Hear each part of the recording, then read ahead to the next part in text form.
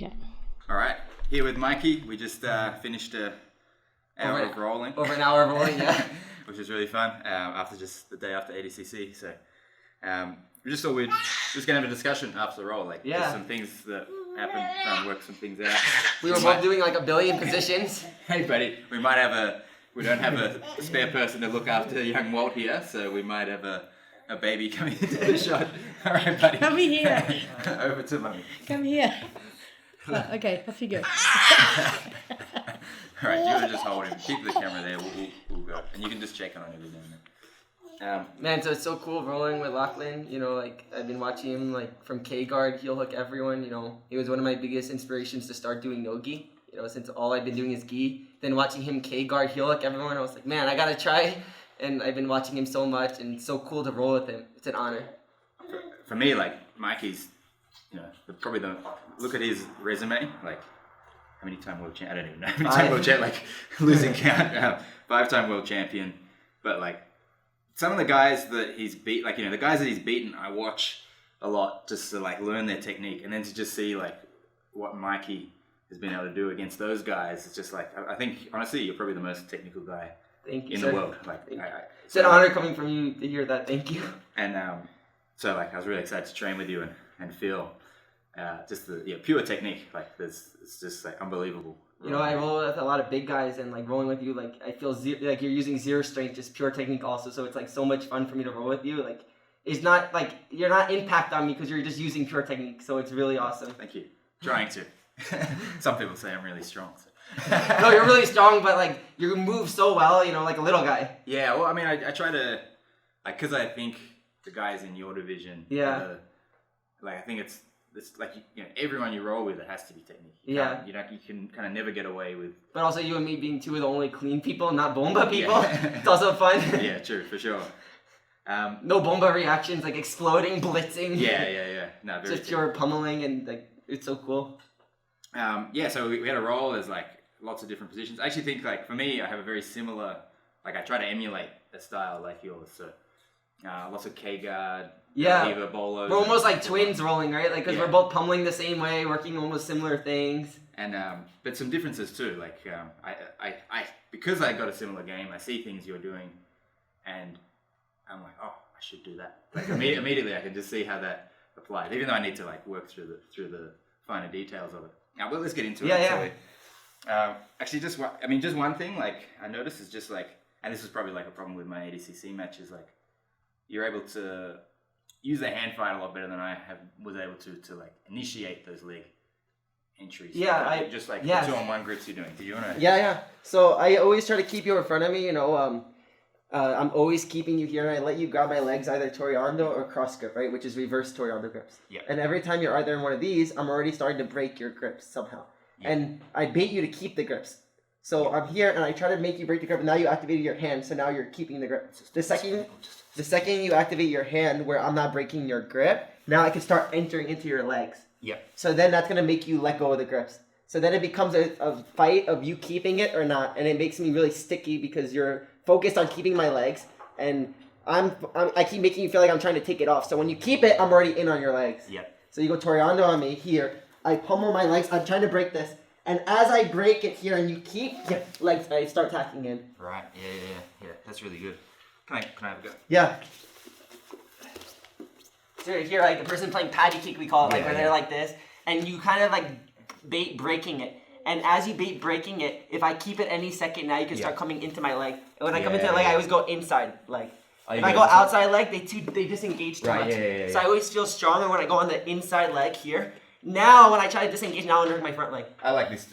Just turn a bit. I like this one. Yeah. So he's just always talking there. About, like, Mikey's discussed like this leg versus this leg. I always like this too. It's so much better. Because I have the heel hook as well. Yes, and then like, the inside heel hook.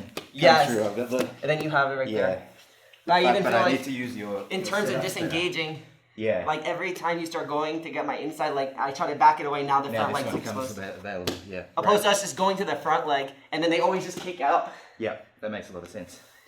So we're going here, right? And then if they, it's already turning me. You see, now you're already in, and I'm too stuck now. Like I'm in too deep. You know what? Like some 41 the song. Probably what I do, which is, and I need to like change to that, is that I'm usually ready to frame. Yeah. But the frame doesn't give me I just feel like they run away, right? Exactly. Yeah. So that's good. And they have to touch us, right? So yeah, that's right. Yeah, they've got to engage. Yeah. So now here, and now I'm starting to touch here. Now you already are in. Yeah. And now you already could get stuck. Yep. And now game over. And we can do all the beautiful things that you do with everyone. Try. A cool thing that we did was from the calf slice position. How when you dive from top when I went K versus me getting chest to hip, like it was a cool concept. Yeah. Do you want to? Yes. Hey, well, team.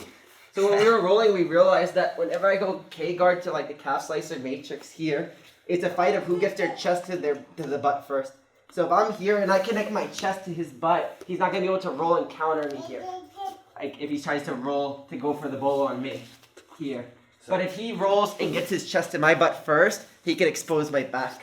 So I'm here, and if he gets his chest to my butt first, he can start taking my back here. But if I notice this and I sit up and put my chest to his hip, then it counters his counter. So it's pretty cool. Like it's an exchange of who can connect their chest to the butt first. Yeah, that's really cool. Yeah. There's a few. Yeah, I think at first I was diving for it, and then you're like, oh, and then you sit up. Yeah. And then it turned it against me. That was good. And you had another nice K guard counter as well. Just so they're turning your knee back. Yes. So we went K on the knee. Yeah. Maybe go from this side. Yeah. They can see like where you cut your knee through. Yeah, so I went here, I put my knee inside here, I lift up, I went thigh drag, and then I clear here. Yeah, that's you see, really nice. because he beat me inside position on this leg, and he had my foot glued to his head. So there's no way that I'm going to get this inside, and he's doing a really good job keeping this foot in. So I maybe could get my foot to the stomach, but if I can't get my foot to the stomach, there's no way. I back the leg up, and he's keeping this strong. I come up, I put my knee inside his leg like so. Now I can clear this and go shit on Shane and clear. I feel like it's a very strong one. What else do we have? We had some good battles from like the saddle. And then Saddle the and bolo, the bolo saddle, counter and then from you there. countered the next and then the time. counter to that, and then So I think the first time. Like, so I tried going here, and then here to the body lock, and then he went to top bolo here, and then he was able to get to here. But then if I went back and I get to this spot, and if I beat him with my knee here, now it counters the top bolo here, so then my leg comes out, and then it could go here. As soon as you got that, I can't like rotate your knee. Yeah. Face the other way. There's so many like micro leg positionings, right? It's really cool. Yeah. Guys, it was like an hour of this, like so many like weird positions like this where like one tiny detail like changed like the scenario and everything, you know. We saw the Poland guy hitting straight footlocks. Yes. Do you want to go through any straight footlock stuff? Yeah. It's just after seeing the Polish guy, I don't know, Musumeci, he's so amazing, like hitting the straight footlock. It's like, should I just play straight footlocks in no-gi? Yeah. You know, something I do a lot is when they turn the foot this way, I go double elbow, I raise up, connect my lat, or my, like this part of my arm to the big toe so I can circle it. So I go 1, 2, and now I get here. And then if I stay double elbows, it's good because it's a high fulcrum, but if you start hand fighting me and grabbing my hand, now I switch back to the shin, to here. Now I can close and bridge in. That's nice. It's a really good spot because we're able to turn the foot, you know. I feel like if I go outside heel hook there, they kind of just turn out. It's hard sometimes to finish outside heel hooks. For sure. All right, that was awesome. No, it was Mikey. awesome. Yeah, Thank you so much. Yeah, yeah. I wish I could do that every day. I can't wait to come to Australia to visit your academy. Yeah, that'd be really good. All right, thanks, guys. So the other thing we discussed was his framing crazy from north, retention in north-south.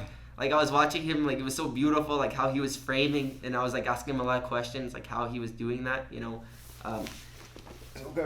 He was like so comfortable here, and like guys were trying, like heavyweights driving as hard as they can into him, and he's just framing and like chill, you know.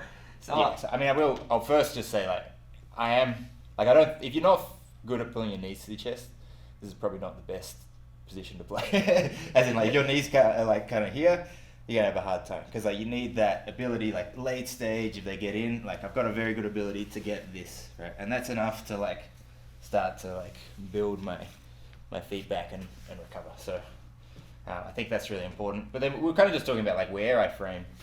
Yeah, so I keep my sorry. Because in the matches, I saw him like he kept changing his frames. I'm like, oh, why do you frame sometimes the ribs? Why do you frame sometimes the armpit? Why are you framing sometimes the leg? Yeah, so, and it's really, to me, it's just like where they're leading with, you know. So like there's legs can be close enough that I can get an entanglement, right? Like if it's close enough, I'll start like attaching to the leg. But if they're kind of like, you know, here, I don't want to do that because it's just going to be a pass. So But I can use sometimes, like, I come a little, I can sometimes frame the legs just to move, if I move my head off position, they now don't have such a good ability to pass. I can use that to spin out and recover. So I can frame the legs if they're close, I can frame shoulders, I can frame, especially when they start like going, kind of heavy, sprawly sort of pressure, I usually go on the chest here. I mean, I made a mistake leaving a frame.